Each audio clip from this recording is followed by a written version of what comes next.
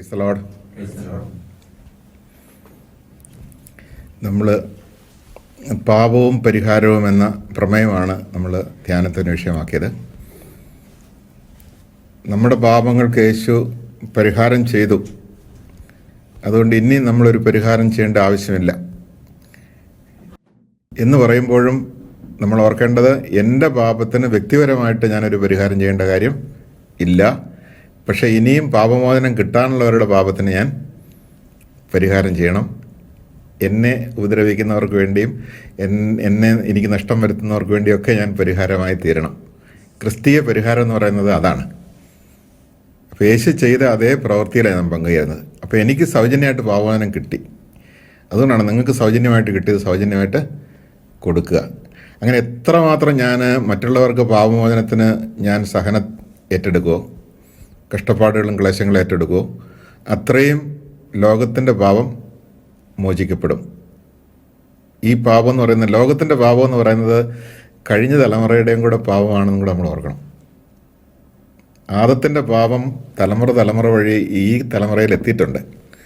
അപ്പോൾ അതുകൊണ്ട് ഇവിടെ പാപം ഇല്ലാതായി കഴിഞ്ഞാൽ, ഏറ്റുവാങ്ങലിലൂടെ പാപം ഇല്ലാതായി കഴിഞ്ഞാൽ ഇന്ന് ജീവിച്ചിരിക്കുന്നവരുടെ മാത്രം പാപമല്ല, കഴിഞ്ഞ തലമുറയുടെയും കൂടെ പാപം അതിലൂടെ പരിഹരിക്കപ്പെടുന്നുണ്ട്. അങ്ങനെ ലോകം കൂടുതൽ മെച്ചപ്പെടുന്നുണ്ട്, വിശദീകരിക്കപ്പെടുന്നുണ്ട്. അങ്ങനെ ഈ പ്രോസസ്സിലൂടെ ഇന്ന് നിലവിലുള്ള മനുഷ്യവർഗത്തിൻ്റെ പക്കലുള്ള പാപം മുഴുവനും നീക്കം ചെയ്യപ്പെട്ടാൽ വാസ്തവത്തിൽ മനുഷ്യവർഗം മുഴുവനുമാണ് രക്ഷ പ്രാപിക്കാനുള്ള സാധ്യതയുണ്ട്. ആ സാധ്യതയെ മുന്നിൽ കണ്ടുകൊണ്ടാണ് ഈശോ പ്രവർത്തിക്കുന്നത്. അതുകൊണ്ടാണ് എൻ്റെ പിന്നാലെ വരാൻ ആഗ്രഹിക്കുന്നവൻ തന്നെ പരിത്യജിച്ച് തൻ്റെ കുരിശുമായിട്ട് തന്നെ അനുഭവിക്കാനായിട്ട് പറഞ്ഞിട്ടുള്ളത്. ഇവിടെ നാം മറ്റൊരു വലിയ കാര്യം ഓർക്കേണ്ടത്, കുരിശ് എന്ന് പറയുന്നത് സഹനമാണ്. ഈ സഹനം എന്ന് പറയുന്നത് എപ്പോഴാണ് കുരിശാകുന്നതെന്ന് ചോദിച്ചാൽ, സന്തോഷത്തോടെ നാം സ്വീകരിക്കുമ്പോൾ മാത്രമേ അത് കുരിശാകുള്ളൂ. സഹനം വേണമെങ്കിൽ നിവൃത്തികേടുകൊണ്ട് നമുക്ക് കടിച്ചിറക്കാം. കുരിശ് ഈശോയ്ക്ക് മാത്രമല്ലല്ലോ ഉള്ളത്. ഇടതുവശത്ത് കിടന്ന കള്ളനും കുരിശുണ്ട്, വലതുവശത്ത് കിടന്ന കള്ളനും കുരിശുണ്ട്. നൂറുകണക്കിന് ആയിരക്കണക്കിന് ആളുകൾ ക്രൂശിക്കപ്പെട്ടിട്ടുണ്ട് അല്ലേ. അപ്പോൾ ക്രൂശ് എന്ന് പറയുന്നത് അന്നത്തെ കാലത്തെ ഒരു ശിക്ഷണ രീതിയായിരുന്നു. കുരിശിൽ കിടന്നവരെല്ലാം ശപിച്ചിട്ടേ മരിച്ചിട്ടുള്ളൂ. യേശു മാത്രമേ കുരിശിൽ കിടന്ന് അനുഗ്രഹിച്ച് മരിച്ചതായിട്ട് റെക്കോർഡുള്ളൂ. Praise the Lord. അപ്പോൾ അതുകൊണ്ട് യേശുവിൻ്റെ കുരിശ് എന്ന് പറയുന്നത് കുരിശിൽ തറച്ചവരുടെ, തന്നെ ഉപേക്ഷിച്ച് കുരിശിൽ തറയ്ക്കാൻ കാരണമായവരുടെ പാപങ്ങൾക്ക് മാപ്പ് കൊടുക്കുന്ന, പരിഹാരം ചെയ്യുന്ന ഒരു കുരിശാണ്. ഈ കുരിശ് എന്ന് പറയുന്നത് ഈശോ നമ്മളോട് പറയുന്നു, യേശു കുരിശ് വഹിച്ചതുപോലെ നീ നിൻ്റെ കുരിശ് വഹിക്കണം. അതുകൊണ്ട് ദൈവമല്ല നമുക്ക് കുരിശ് തരുന്നത്. ഇവിടെ കുരിശുണ്ടാക്കിയിട്ടിരിക്കുന്ന ദൈവമാണോ? ഒരിക്കലുമല്ല. ഈ ലോകത്തിലെ പാപികളാണ് ഇവിടെ കുരിശുണ്ടാക്കിയിട്ടിരിക്കുന്നത്. ചെകുത്താനോട് സഹകരിച്ച മനുഷ്യരാണ് ഇവിടെ കുരിശുണ്ടാക്കിയിട്ടിരിക്കുന്നത്. പക്ഷേ ഈ കുരിശ് ഇവിടെ ഉള്ളതുകൊണ്ട് ദൈവത്തോട് ആവശ്യപ്പെട്ടാൽ വേണമെങ്കിൽ നമുക്ക് ദൈവം വീതിച്ച് തരും. ഉള്ളതുകൊണ്ട് ദൈവം ഒരിക്കലും കുരിശുണ്ടാക്കുന്നില്ല, അല്ലെങ്കിൽ സഹനം ഒരിക്കലും ദൈവം ഉണ്ടാക്കുന്നതല്ല. സഹനം എന്ന് പറയുന്നത് പാപത്തിൻ്റെ പരിണിത ഫലമായ ഒരു ദുരന്തമാണ്. അപ്പോൾ അതിനെ ആര് സന്തോഷത്തോടെ സ്വീകരിക്കുന്നുവോ അവർ ഒപ്പം മഹത്വീകരിക്കപ്പെടുകയും യേശുവിനോട് ഐക്യപ്പെടുകയും ചെയ്യും. അതിൻ്റെ ഫലമായിട്ട് അനേകർ രക്ഷ പ്രാപിക്കാൻ കാരണമാകും. അങ്ങനെ ലോകം വിശദീകരിക്കപ്പെടാൻ കാരണമാകും. വിശുദ്ധ കുർബാന എന്ന് പറയുന്നത് സത്യത്തിൽ യേശുവിൻ്റെ കുരിശിലെ ബലിയുടെ തുടർച്ചയാണെന്ന് നമ്മൾ വിശ്വസിക്കുന്നുണ്ട്. അതങ്ങനെ തന്നെയാണ് താനും. അത് തുടർച്ചയാകുന്നത് എന്തുകൊണ്ടാണ്? ഇന്ന് ജീവിച്ചിരിക്കുന്ന യേശുവിൻ്റെ ഭൗതിക ശരീരമായ നമ്മൾ നമ്മുടെ വഴിയിൽ കിട്ടിയ സഹനത്തെ പരാതി കൂടാതെ, പരിഭവം കൂടാതെ ഏറ്റുവാങ്ങി യേശുവിന് കൊണ്ടുപോയി സമർപ്പിക്കുന്നതുകൊണ്ടാണ് അത് ഇന്നും ബലിയായിത്തരുന്നത്. അല്ലെങ്കിൽ ഒരു ചടങ്ങ് മാത്രമേ അതാകുന്നുള്ളൂ. വെറും ചടങ്ങ് കൊണ്ട് പ്രയോജനമൊന്നുമില്ല. ബലിയാകണമെങ്കിൽ ഓരോ ദിവസവും നമുക്ക് കിട്ടിയ സഹനം, അനേകരിൽ നിന്ന് കിട്ടിയ, കുടുംബ ജീവിതത്തിൽ നിന്ന് അല്ലെങ്കിൽ കൂടെ ജീവിക്കുന്നവരിൽ നിന്ന്, അയൽക്കാരിൽ നിന്നെല്ലാം കിട്ടിയതിനെ സന്തോഷത്തോടെ നമ്മൾ ഏറ്റുവാങ്ങി അവരെ അനുഗ്രഹിച്ച് മാപ്പ് കൊടുത്ത് ഏറ്റുവാങ്ങിക്കൊണ്ട് നമ്മൾ യേശുവിൻ്റെ കുരിശിൽ സമർപ്പിക്കുമ്പോൾ, യേശുവിൻ്റെ കുരിശിൽ തറയ്ക്കപ്പെടുന്ന ശരീരത്തിൽ വിശുദ്ധ ബലിയിൽ സമർപ്പിക്കുമ്പോൾ അവിടെ ഈ പാപം ഇല്ലാതാകും. അവിടെ അനേകർ രക്ഷ പ്രാപിക്കും, സൗഖ്യപ്പെടാൻ കാരണമാകും. അപ്പോൾ ആ ഒരു പ്രോസസ്സാണത്. അപ്പോൾ യുഗാന്തം വരെ ഈ പ്രോസസ്സ് തുടർന്നുകൊണ്ടേയിരിക്കണം. അങ്ങനെ പാപം ഈ ലോകത്തിൽ നിന്ന് നീക്കപ്പെട്ടുകൊണ്ടേയിരിക്കുന്നു. ഈ പ്രോസസ്സിൽ എന്ന് പാപം പൂർണ്ണമായിട്ടും തുടച്ചു നീക്കപ്പെടുന്നുവോ അന്ന് ആദി പറുദീസ വീണ്ടും പുനഃസ്ഥാപിക്കപ്പെടും. Price the Lord. അതാണ് പുതിയ ആകാശവും പുതിയ ഭൂമിയും. അപ്പോൾ അതുകൊണ്ട് എൻ്റെ പൂർവികരുടെ പാപമൊക്കെ ഇന്ന് ഈ തലമുറയിലൊക്കെ ഉണ്ട്. അപ്പോൾ ഞാനും ഈ തലമുറയിൽ ജീവിക്കുന്നവരും പാപം പരിപൂർണ്ണമായിട്ട് ഉപേക്ഷിക്കുകയും അതിൻ്റെ കെടുതികളെല്ലാം സഹനമായിട്ട് ഏറ്റുവാങ്ങി യേശുവിൻ്റെ കുരിശിൽ സമർപ്പിച്ച് ബലിയർപ്പിക്കുകയും ചെയ്താൽ എന്നിൽ നിന്ന് അത് മാറുന്നു, എൻ്റെ തലമുറയിലുള്ളവരിൽ നിന്ന് മാറുന്നു. മാത്രമല്ല കഴിഞ്ഞ തലമുറയിൽ നിന്നുള്ളതും കൂടി ഇല്ലാതാകാണ്. അപ്പോൾ ഒരു മനുഷ്യൻ മൂലം പാപവും പാപം മൂലം മരണവും ലോകത്തിൽ വന്നതുപോലെ തന്നെ യേശു ക്രിസ്തുവിലൂടെ കൃപയും ലോകത്തിലേക്ക് വരുന്നു, ജീവനും ലോകത്തിലേക്ക് വരുന്നു. അപ്പോൾ വാദത്തിൻ്റെത് ഇങ്ങോട്ട് വന്നെങ്കിൽ യേശു ക്രിസ്തുവിലൂടെ നമുക്ക് ലഭിക്കുന്നത് ഇങ്ങോട്ട് വന്നതുപോലെ തന്നെ അങ്ങോട്ടും പോവും. കാരണം മനുഷ്യവർഗം ഒരു ശരീരം പോലെയാണ്. അതുകൊണ്ട് ഒരു ശരീരത്തിൽ എവിടെ ഇഞ്ചക്ട് ചെയ്താൽ അത് ശരീരം മുഴുവനും ബാധിക്കുന്നത് പോലെ ഈ തലമുറയിലെ കൃപ കഴിഞ്ഞ തലമുറയെ ബാധിക്കും, വരാനിരിക്കുന്ന തലമുറയെ ബാധിക്കും. അതിനത്രമാത്രം അതിന് ഇഫക്റ്റ് ഉണ്ട്. Price the Lord. പലപ്പോഴും ഇവിടെ ഒരു കാര്യം ഓർക്കേണ്ടത്, എൻ്റെ ജീവിതത്തിൽ എന്തെങ്കിലും പ്രശ്നങ്ങളുണ്ടായാൽ സാമ്പത്തികമായി എനിക്ക് പരാജയമാണ് എപ്പോഴും, അല്ലെങ്കിൽ രോഗം വിട്ടുമാറുന്നില്ല, അല്ലെങ്കിൽ വീട്ടിലെ കന്നുകാലികൾ വാഴുന്നില്ല, അല്ലെങ്കിൽ എപ്പോഴും ഏതെങ്കിലുമൊക്കെ വിഷയം ഇങ്ങനെ നമ്മളെ അല്ലാതെ പീഡിപ്പിച്ചുകൊണ്ടിരിക്കുന്ന അല്ലെങ്കിൽ കെടുതികൾ ഉണ്ടായിക്കൊണ്ടിരിക്കുന്ന സാഹചര്യത്തിൽ പൂർവിക തലമുറയിൽ നിന്ന് വന്നതാണെന്ന് പറയുന്നവരുണ്ടാവും. ചിലപ്പോൾ അങ്ങനെ ആകാം, അല്ലെന്ന് പറയുന്നില്ല, ചിലപ്പോൾ അങ്ങനെ ആകാം. അങ്ങനെയാണെങ്കിൽ പോലും സാധാരണ ആളുകൾ ചിന്തിക്കുന്നത് ആ പൂർവ്വ തലമുറയെ രക്ഷിക്കാൻ, ഇത് തടയാനും ഞാൻ എന്താ ചെയ്യേണ്ടത്, ഇത്ര കുർബാന അർപ്പിച്ചാൽ നടക്കും എന്ന് പറഞ്ഞ് നമ്മുടെ വിശുദ്ധീകരണത്തെക്കുറിച്ച് ചിന്തിക്കാതെ കഴിഞ്ഞ തലമുറയിൽപ്പെട്ടവരുടെ പാപത്തിനൊരു പരിഹാരം ചെയ്ത് നടക്കുന്നവരുണ്ട്. അങ്ങനെ ഒരു പരിഹാരമല്ല നമ്മൾ ഉദ്ദേശിക്കുന്നത്. ഈ തലമുറയിൽ ജീവിക്കുന്ന നമ്മളാണ് അതിന് പരിഹാരം ചെയ്യേണ്ടത്. എന്ന് പറഞ്ഞു കഴിഞ്ഞാൽ നമ്മുടെ വിശുദ്ധീകരണമാണ് ഏറ്റവും പ്രധാനമായിട്ട് നടക്കേണ്ടത്. നമ്മൾ വിശുദ്ധീകരിക്കപ്പെടണം. ഇപ്പം ഞാൻ പറയട്ടെ, ഈയിടെ തന്നെ ഞാനൊരു 50 വർഷം ഒരു കാർന്നവർ മരിച്ചിട്ട് 50 വർഷം തികഞ്ഞപ്പോൾ ഒരു ആഘോഷമൊക്കെ അടുത്തുണ്ടായിരുന്നു. വാസ്തവത്തിൽ ഞാൻ ഓർക്കായിരുന്നു അത് എത്ര നല്ല കാര്യമാണ്. കാരണം 50 വർഷങ്ങൾക്ക് ശേഷം ഈ തലമുറയിൽ അനേകം മക്കളുണ്ട്. അപ്പോൾ അവരെല്ലാം വിശുദ്ധ കുർബാന സ്വീകരിച്ച് കുമ്പസാരിച്ച് വിശുദ്ധ കുർബാന സ്വീകരിച്ച് അനുദപിച്ച് ധ്യാനമൊക്കെ കൂടി അവർ വിശുദ്ധീകരിക്കപ്പെട്ടപ്പോൾ ഇവരുപേക്ഷിച്ച പാപം ഈ കാർന്നവരുടെ പാപം കൂടിയാണ് അല്ലേ. കാരണം അദ്ദേഹത്തിൽ നിന്നൊക്കെ നന്മ വന്നിട്ടുണ്ട്, ഒത്തിരി അനുഗ്രഹങ്ങൾ വന്നിട്ടുണ്ട്, അതിൻ്റെ കൂടെ കുറവുകളും വന്നിട്ടുണ്ട്. പക്ഷെ അത് അദ്ദേഹത്തിൻ്റെ കുറ്റമല്ല. അത് കാരണം എല്ലാവരും അപൂർണതയുള്ളവരാണ്. നമുക്ക് കിട്ടിയിരിക്കുന്ന നന്മ മുഴുവനും പൂർവ്വതലമുറയിൽ നിന്നും നമ്മൾ ആരോടൊക്കെ സമ്പർക്കപ്പെട്ടോ അവരിൽ നിന്നും കിട്ടിയതാണ്. അങ്ങനെയാണെങ്കിൽ ചില കുറവുകളും ഈ വഴിക്ക് സംഭവിച്ചിട്ടുണ്ട്, ചില പോരായ്മകളും ചില പാപത്തിൻ്റെ കെടുതികളൊക്കെ ഉണ്ടാകും. അതിനാരെയും കുറ്റപ്പെടുത്താൻ പറ്റില്ല. നമുക്കറിയാം യേശുവിൻ്റെ തലമുറയിൽ പോലും യൂദ, അതുപോലെ തന്നെ ആ വഴിയിലെ വേശ്യകളൊക്കെ ഉണ്ടായിരുന്നു അല്ലേ, ഉണ്ടായിരുന്നു. യേശുവിൻ്റെ ഈ തായ് വഴി എടുത്തു കഴിഞ്ഞാലേ, അപ്പം ഞാൻ പറഞ്ഞു വരുന്നത് ഈ ഭൂമിയുടെ അവസ്ഥയാണത്. അതുകൊണ്ട് ദൈവപുത്രൻ ഈ ഭൂമിയിൽ വന്ന് പറക്കുമ്പോൾ ഈ ഒരു ജീനിയോളജിയിൽ ഇതൊക്കെ ഉണ്ടാവും. അപ്പം എന്ന് പറയുന്ന പോലെ നമ്മുടെയൊക്കെ കഴിഞ്ഞ തലമുറയിൽ എന്തെങ്കിലുമൊക്കെ ഉണ്ടാകാം. പക്ഷെ അതിന് അവരെ കുറ്റപ്പെടുത്താൻ ന്യായമൊന്നും നമുക്കില്ല. കാരണം അവരും മറ്റുള്ളവരാൽ സ്വാധീനിക്കപ്പെട്ടും മറ്റ് പലയിടത്തു നിന്നും കിട്ടിയ സ്വാധീനമൊക്കെ ഉള്ളവരാണ്. അപ്പം അതുകൊണ്ട് ഈ തലമുറയിൽപ്പെട്ടവർ പാപം പരിപൂർണമായിട്ട് ഉപേക്ഷിക്കുകയും യേശുവിനോട് ഗാഠമായി ബന്ധം പുലർത്തുകയും ചെയ്യുമ്പോൾ വിശുദ്ധിയിൽ നിറയും, കൃപയിൽ നിറയും. അങ്ങനെ കൃപയിൽ നിറയുമ്പോൾ പാപം വരുന്നിടത്ത് കൃപ അതിലേറെ പെരുകും, വർദ്ധിക്കും. അപ്പോൾ അതുകൊണ്ട് ഈ തലമുറ വിശുദ്ധീകരിക്കപ്പെടുന്നതൊപ്പം കഴിഞ്ഞ തലമുറയ്ക്കും വിശുദ്ധീകരണം ഉണ്ടാകും, ദൈവാനുഭവത്തിൻ്റെ ഒരു ഓഹരി കിട്ടും. അപ്പോൾ അങ്ങനെയാണ് കഴിഞ്ഞ തലമുറയെ വിശദീകരിക്കേണ്ടത്. അല്ലാതെ നമ്മുടെ വിശദീകരണത്തെക്കുറിച്ച് ചിന്തിക്കാതെ കുറച്ച് കുർബാന ചെല്ലിച്ചിട്ട് മാത്രം കഴിഞ്ഞ തലമുറയെ വിശദീകരിക്കാമെന്നൊക്കെ വെക്കുന്ന രീതികൾ അത് ശരിയായ നടപടിയല്ല. അതുകൊണ്ട് കുർബാനയ്ക്ക് ഫലമില്ലെന്നല്ല ഞാൻ പറയുന്നത്. തീർച്ചയായിട്ടും കുർബാനയിലാണല്ലോ ഇതെല്ലാം സമർപ്പിക്കേണ്ടത്. കുർബാന തീർച്ചയായിട്ടും അനന്തമായ മൂല്യമുള്ളതും ഫലമുള്ളതാണ്. പക്ഷെ നമ്മുടെ വിശദീകരണത്തിന് കുർബാന നമ്മൾ പ്രയോജനപ്പെടുത്തുന്നില്ലെങ്കിൽ ആ കഴിഞ്ഞ തലമുറയുടെ ഭാവം ഞാനിപ്പോഴും കൊണ്ടുനടക്കുകയാണെങ്കിൽ അവർക്കെങ്ങനെ മോചനം കിട്ടുന്നത്? നമ്മളിൽ നിന്ന് പോകണമല്ലോ അത്. അപ്പോൾ ആ രീതിയിൽ നമ്മളതിനെ കാണണം. ഇനി മറ്റൊരു കാര്യം ഞാൻ പറയാൻ ഉദ്ദേശിക്കുന്നതാണ്. പാപത്തിന് തക്കതായ പരിഹാരം ചെയ്യണമെന്ന് പറഞ്ഞ് എന്തെല്ലാം പരിഹാരം ചെയ്താലും ഒരു വ്യക്തിക്ക് പരിഹാരം ചെയ്ത് പൂർത്തിയായി എന്നുള്ളൊരു തോന്നലുണ്ടാവുകയില്ല. എന്താ കാരണം? ഒരു പാപത്തിന് തുല്യമായൊരു പരിഹാര പ്രവൃത്തി ചെയ്യാൻ നമ്മളെ കൊണ്ട് സാധ്യമല്ല. ഞാൻ ചോദിക്കട്ടെ, എനിക്ക് ഒരു ദമ്പതിമാരെ എനിക്കറിയാം. അവർ നാലാമതൊരു കുഞ്ഞ് വേണ്ട എന്ന് തീരുമാനിച്ച് അറിവില്ലായ്മയുടെ കാലത്ത് നീക്കം ചെയ്തു. അതിൻ്റെ ആ ഗൗരവം പിന്നീടാണ് മനസ്സിലായത്. അന്ന് മുതൽ കരഞ്ഞ് നിലവിളിച്ച് നടക്കുമ്പോൾ തക്കതായ പരിഹാരം ചെയ്യണം, എങ്കിലേ ദൈവത്തിൻ്റെ പ്രസാദം ഉണ്ടാവുകയുള്ളൂ എന്നുള്ള ഒരു ഉപദേശമാണ് അവർക്ക് കിട്ടിയത്. അവർ ചോദിച്ച് തക്കതായ എന്ത് പരിഹാരമാണ് ചെയ്യേണ്ടത്?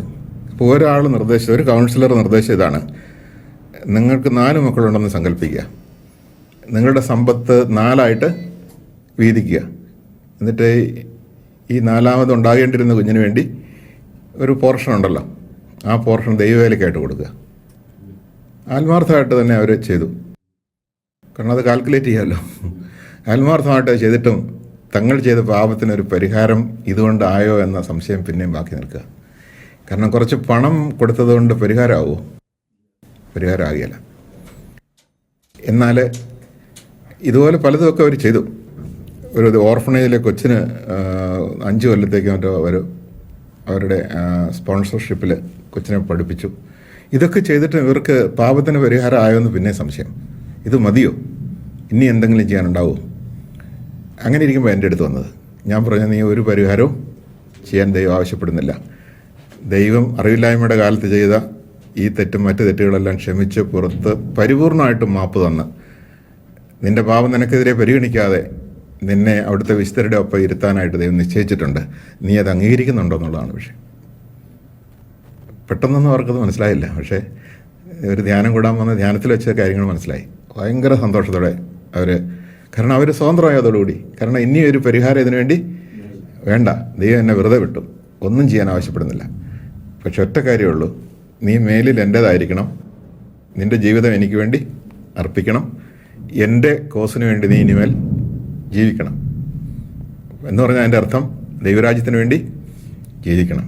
അപ്പോൾ യേശുക്രിസ്തുവിനോട് ഐക്യപ്പെട്ടിരിക്കുന്നവർക്ക് ഏറ്റവും പ്രധാനപ്പെട്ട കാര്യം അതാണ്, ദൈവരാജ്യത്തിന് വേണ്ടി ജീവിക്കുക എന്നുള്ള. ദൈവരാജ്യത്തിന് വേണ്ടി തനിക്കുള്ളത് സമർപ്പിക്കുക. അതുകൊണ്ട് 10% കൊടുക്കാമെന്നൊന്നുമല്ല, അല്ലെങ്കിൽ ഈ പരിഹാരമായിട്ട് എന്തെങ്കിലും കൊടുക്കാമെന്നുള്ളതല്ല. നിൻ്റെ ആവശ്യം കഴിഞ്ഞ് ബാക്കിയുള്ളത് മുഴുവനും, ന്യായമായിട്ട് നിനക്ക് ജീവിക്കാനുള്ള ആവശ്യം കഴിഞ്ഞ് ബാക്കിയുള്ളത് മുഴുവനും എന്തിനുള്ള?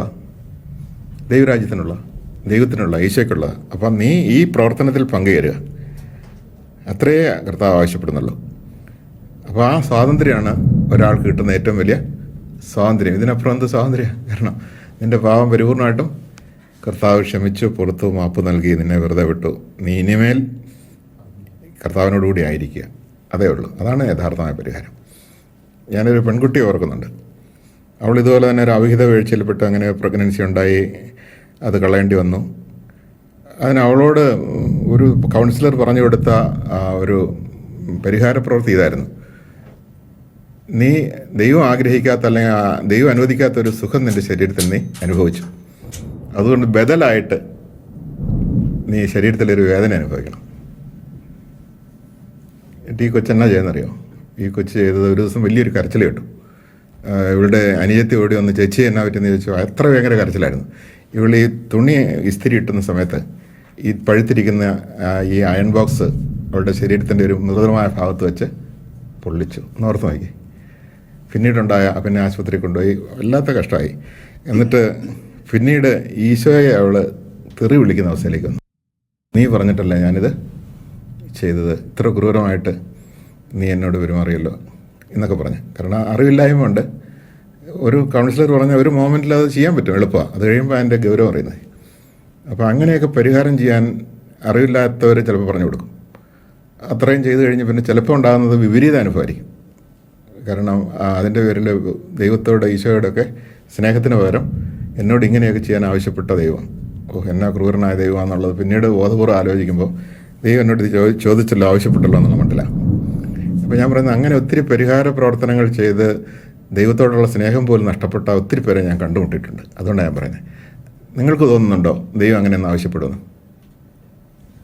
ആവശ്യപ്പെടുകയില്ല. കാരണം ദൈവം നമ്മുടെ പാപം നമുക്കെതിരെ പരിഗണിക്കാത്ത ആ സ്നേഹം കുരിശിൽ ആവിഷ്കരിച്ചെങ്കിൽ ആ കുരിശിലെ സ്നേഹത്തെ നമ്മൾ വിശ്വസിക്കണം. ആ കുരിശിലെ സ്നേഹം കാണിച്ച ഈശോയെ നമ്മൾ വിശ്വസിക്കണം.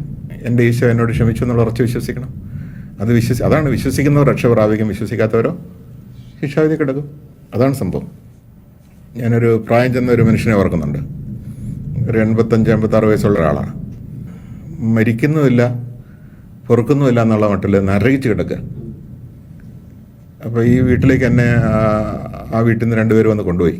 അപ്പോൾ വികാരിച്ചനും എന്നോട് പറഞ്ഞു, ഞാൻ ആ ഒരു സ്ഥലത്ത് ധ്യാനിപ്പിക്കുമ്പോഴാണ്, അച്ഛാ അവിടെ നിന്ന് പോകുന്നത് നല്ലതാണ്. അവിടെ ചെന്നപ്പോഴാണ് ഈ മനുഷ്യൻ വല്ലാത്തൊരു ടെൻഷനില്ല. ഇങ്ങനെ നെറ്റിയൊക്കെ ഇങ്ങനെ ചുളുക്കി പിടിച്ചിരിക്കുക, ഈ കഴുത്തൊക്കെ ഇങ്ങനെ വീർത്ത് നിൽക്കുക. അദ്ദേഹം പറയുന്നത് കണ്ണടയ്ക്കുമ്പോൾ കാണുന്നത് നരകം പോലെയുള്ള ശുദ്ധീകരണ സ്ഥലമാണെന്ന് പറയുന്നത്. അയാളുടെ വിശ്വാസമാണത്. അപ്പം ഞാൻ മരിച്ചാൽ ശുദ്ധീകരണ സ്ഥലത്തിലേ പോകുള്ളൂ പറയാൻ കാരണം അതാണ്. അദ്ദേഹത്തിന് ഉത്തിരിപ്പേടമുണ്ട്. കുറച്ച് പൈസ അവിടെ നിന്നൊക്കെ മുളകും സാധനങ്ങളൊക്കെ മേടിച്ച് സൂക്ഷിച്ച ഒരു കാലം ഉണ്ടായിരുന്നു. തിരിച്ചു കൊടുക്കാൻ പറ്റിയില്ല. അപ്പോൾ അതുകൊണ്ട് ഞാൻ എപ്പം മരിച്ചാലും നരകം പോലെയുള്ള ശുദ്ധീകരണ സ്ഥലത്തിലേ പോകുള്ളൂ എന്ന് ഇയാളങ്ങ് തീരുമാനിച്ചു. കാരണം ഇയാൾക്ക് കിട്ടിയ പ്രബോധനം അതാണ്. പാപമൊക്കെ ഈശോ ക്ഷമിക്കും, പക്ഷേ ഉത്തിരിപ്പേടം വീട്ടുന്നവരെ ശുദ്ധീകരണ സ്ഥലത്തിൽ കിടക്കേണ്ടി വരുമെന്നുള്ള പ്രബോധനം അയാൾക്ക് കിട്ടിയത്. അപ്പോൾ ആ പ്രബോധനം കിടക്കുന്നതുകൊണ്ട് ഇയാളത് വിശ്വസിച്ചതുകൊണ്ട് കണ്ണടയ്ക്കുമ്പോൾ കാണുന്ന ശുദ്ധീകരണ സ്ഥലം ഉറക്കമില്ലാതെ ഭയങ്കരമായിട്ട് ഞെരുങ്ങുക, കിടന്ന് അലറിയോ വിളിക്കുകയൊക്കെ ചെയ്യാം. അപ്പോൾ ഞാൻ ചെന്നപ്പോൾ എന്നോട് പറഞ്ഞു, അച്ഛാ ഞാൻ എപ്പം മരിച്ചാലും നരകം പോലെയുള്ള ശുദ്ധീകരണ സ്ഥലത്തിലേ പോകുള്ളൂ. മാത്രമല്ല എനിക്കതിനകത്ത് മോചനമില്ല. എന്താ കാരണം? മക്കളാരും എൻ്റെ കട ഏറ്റെടുക്കുകയില്ല. മക്കൾ പാവങ്ങൾ, അവർക്ക് സാമ്പത്തിക അടിത്തറയൊന്നുമില്ല. ഇയാൾ നാട്ടിൽ നിന്ന് വിറ്റുപിറക്കി കുടിയേറി മലബാറിലൊരു സ്ഥലത്ത് ജീവിക്കുക. അപ്പോൾ മക്കളെ വിളിച്ച് ഇടയ്ക്കിടയ്ക്ക് കാരണവർ ചോദിക്കും, എടാ എൻ്റെ കട ഏറ്റെടുക്കുമോ? മകൻ തട്ടിക്കയറും, ഔസേപ്പച്ച എൻ്റെ കട നീ ഏറ്റെടുക്കുമോ? പിന്നെ മകളെ കെട്ടിച്ചു വിടാൻ പറ്റാതെ ഞാൻ കറങ്ങുമ്പോഴാണ് അപ്പൻ്റെ കട എന്നൊക്കെ പറഞ്ഞ് അവർ തിരസ്കരിക്കുമ്പോഴത്തേക്കും ഈ കാരണവരങ്ങ് നീറുക. അപ്പോൾ കാരണവർ തീരുമാനിച്ചു, മക്കൾ ഏറ്റെടുക്കുകയോ വിട്ടു ചെയ്യാത്ത കടം കൊച്ചുമക്കൾ വീട്ടോ ഇല്ല. അപ്പോൾ കാലാകാലത്തോളം മുത്തിരിപ്പേടമായിട്ട് കിടക്കണം. അപ്പോൾ എന്നും ശുദ്ധീകരണ സ്ഥലത്തിലായിരിക്കും. അപ്പോൾ ഞാൻ ആ ചേട്ടനോട് പറഞ്ഞു, ആ പേരപ്പനോട് പറഞ്ഞു, ദൈവം പാപകടങ്ങൾ മാത്രമല്ല ഉത്തിരിപ്പകടവും വീട്ടുന്നവനാണ്, ക്ഷമിച്ച് പുറത്ത് മാപ്പ് നൽകുന്നവനാണ്. ഒരു കാര്യം ചിന്തിക്കുക, ഉണ്ടായിരുന്നെങ്കിൽ വീട്ടുമായിരുന്നോ? അച്ഛാ ഉണ്ടായിരുന്നെങ്കിൽ ഞാൻ എത്ര ഇരട്ടി വേണമെങ്കിലും വീട്ടിയേനെ. ഞാൻ പറഞ്ഞു, വേറെ ഈ നല്ല മനസ്സ് മാത്രം മതി. ഉണ്ടായിരുന്നെങ്കിൽ വീട്ടുമായിരുന്നല്ലോ, അത് മതി. ഇല്ലാതെ പോയി, അതല്ലേ ഉള്ളൂ. അപ്പോൾ അതുകൊണ്ട് എന്നിട്ട് ഇയാൾക്കങ്ങ് വിശ്വാസം വരുന്നില്ല. അവസാനം ഞാൻ കുറേ നേരമൊക്കെ ഇരുന്ന് പ്രാർത്ഥിച്ചും പറഞ്ഞും പ്രാർത്ഥനയിലൂടെ ഉപദേശം കൊടുത്തും പിന്നെ അവസാനം നല്ല കള്ളൻ്റെ വിഷയം എടുത്ത് അവതരിപ്പിച്ചു. നല്ല കള്ളൻ്റെ ഉത്തിരിപ്പോട് ആര് വീട്ടിൽ നിന്ന് ചോദിച്ചു. കാരണം അവൻ ആ നല്ല കള്ളം കുരിശി കിടക്കുമല്ലായിരുന്നു, വീട്ടിലൊന്നും ഇല്ലല്ലോ. അപ്പം നീ ഇന്ന് എന്നോടുകൂടി പറുദീസയിലുണ്ടായിരിക്കുമെന്ന് കർത്താവ് അത്ര ഉറപ്പ് കൊടുത്തെങ്കിൽ ആ കർത്താവ് ഇപ്പോൾ ആ കള്ളന് മാത്രമല്ല ഉത്തിരിപ്പോടുള്ള എല്ലാവരോടും പറയുന്നുണ്ട്, നീ എന്നിൽ വിശ്വസിക്കുമെങ്കിൽ, എന്നിൽ ആശ്രയിക്കുമെങ്കിൽ നിൻ്റെ സകല കടങ്ങളും ഞാൻ വീട്ടിയിരിക്കുന്നു. അതുകൊണ്ട് ഇത് വിശ്വസിച്ച് കഴിഞ്ഞാൽ ആ അനുഭവം കിട്ടുമെന്ന് പറഞ്ഞു. അങ്ങനെ അദ്ദേഹത്തിന് വിശ്വാസം വന്നു. വിശ്വാസം വന്ന നിമിഷത്തിൽ നമുക്കത് മനസ്സിലാകുമായിരുന്നു. നെറ്റി അങ്ങ് വിടർന്നു, ഈ ചുളിഞ്ഞിരുന്നതേ. അപ്പോൾ ഇവിടെ ചന്ദനക്കുറി തേച്ചോലിരുന്നു, ഈ വെളിച്ചം കയറാതെ ഇരുന്നത്. ഇവിടെ കഴുത്തൊക്കെ ഒതുങ്ങി, മുഖമൊക്കെ ഒന്ന് പ്രസന്നമായി.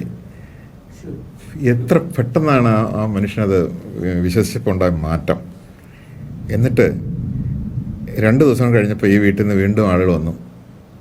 മകളെ കെട്ടിച്ചു വിട്ടവൻ ഒരുത്തിനും കൂടെ വന്നിട്ട് എന്നോട് പറഞ്ഞു, അച്ഛൻ വന്ന് പോയതിന് ശേഷം ഇച്ചായം വളരെ സന്തോഷമായിരുന്നു. എല്ലാവരെയും വിളിച്ചു വിടാനാണ് പറയുന്നത്. എനിക്ക് ഈശോയുടെ അടുത്തേക്ക് പോകാൻ സമയമായി, എല്ലാവരെയും വിളിച്ചു വിട്ടു. അങ്ങനെ അകലെയുള്ള മക്കളെയും ഒക്കെ വിളിച്ച് കൂട്ടാനായിട്ട് അവർ ശ്രമിക്കുക. എല്ലാവരും നമ്മൾ നിലകുറച്ചവരൊക്കെ വന്നു. നല്ലൊരു സെൻഡ് ഓഫ് പോലെ കാരണവർ 2-ാം ദിവസം ശാന്തമായിട്ട് മരിച്ചു. Price the Lord. ഒന്ന് ഓർത്ത് നോക്കിയേ, ആ മനുഷ്യന് വിശ്വാസം കിട്ടി. എന്ത് വിശ്വാസം? എൻ്റെ ഈശോ എൻ്റെ ഉത്തിരിപ്പോടും കൂടി വീട്ടിൽ ക്ഷമിച്ചു, പുറത്തു മാപ്പ് തന്നു, എന്നെ വെറുതെ വിട്ടു, എന്നെ സ്വീകരിക്കാൻ അവിടെ കാത്തിരിക്കുന്നു. ഞാൻ പറഞ്ഞു, ഈശോ കൂട്ടിക്കൊണ്ട് പോകാൻ വരുമെന്ന് പറഞ്ഞില്ലേ, വരും. അപ്പം പുള്ളി ഇങ്ങനെ കാത്തിരിക്കുക. സെൻഡ് ഓഫ് മക്കളെ എല്ലാം വിളിച്ചു കൂട്ടി. 2-ാം ദിവസം രാത്രി വെളുപ്പിന് പുള്ളി മരിച്ചു. അപ്പോൾ ഞാൻ ഓർക്കുകയായിരുന്നു, ദൈവരാജ്യം കാണുന്നതിന് മുമ്പ് മരിക്കയില്ലാത്ത ചിലർ ഇവിടെ ഉണ്ടെന്ന് കർത്താവ് പറഞ്ഞത് ഇങ്ങനെയുള്ളവരെ കുറിച്ചായിരിക്കും. കാരണം ഏതോ സുഹൃത്തിൻ്റെ ഫലമായിട്ട് ഇങ്ങനെയൊരു ഉപദേശം കിട്ടിയിട്ടേ മരിക്കാൻ അവരെ അനുവദിക്കുന്നുള്ളൂ. അതുവരെ ഇങ്ങനെ നരയിച്ചൊക്കെ കിടക്കേണ്ടി വരുന്നു. അപ്പോൾ ഇവിടെ ഒരു വലിയ സത്യം, ഈ മനുഷ്യനെ സംബന്ധിച്ചിടത്തോളം ഒരു രക്ഷയുടെ അനുഭവം ഉണ്ടായി. എന്തുകൊണ്ടുണ്ടായി? എൻ്റെ ഈശോ എന്നോട് ക്ഷമിച്ചു, പുറത്തു, എൻ്റെ ഉത്തിരിപ്പുകടവും വീട്ടിൽ തന്നു എന്ന ഉറപ്പ് കിട്ടിയതുണ്ട്. ഈ ഉറപ്പ് മാത്രമേ ഒരു മനുഷ്യന് ഉറപ്പുള്ളൂ. അല്ലാതെ നമ്മൾ ഓരോരുത്തരും ചെയ്യുന്ന ഒരു പരിഹാര പ്രവൃത്തിയും ഉറപ്പാകുകയില്ല. ഇനി നമ്മൾ പ്രായശ്ചിത്തം ചെയ്യണം.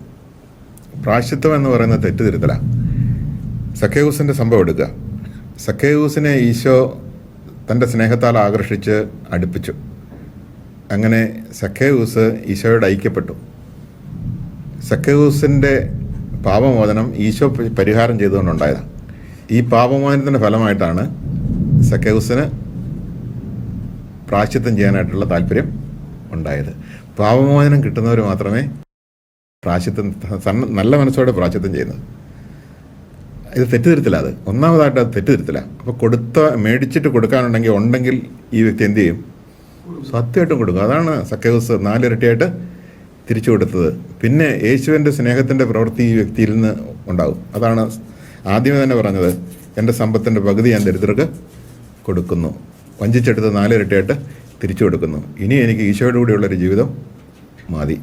അപ്പോൾ പ്രായശ്ചിത്തം എന്ന് പറയുന്നത് പാപമോചനം കിട്ടിയവൻ്റെ പ്രവൃത്തിയാണ്, അല്ലാണ്ട് പാപമോചനം കിട്ടാനുള്ള പ്രവൃത്തിയല്ല. അത് പരിഹാര പ്രവൃത്തിയല്ല. അത് തെറ്റുതിരുത്തലാണ്. ഒരു പുതിയ ജീവിതത്തിൻ്റെ നാന്ദി കുറിക്കലാണത്.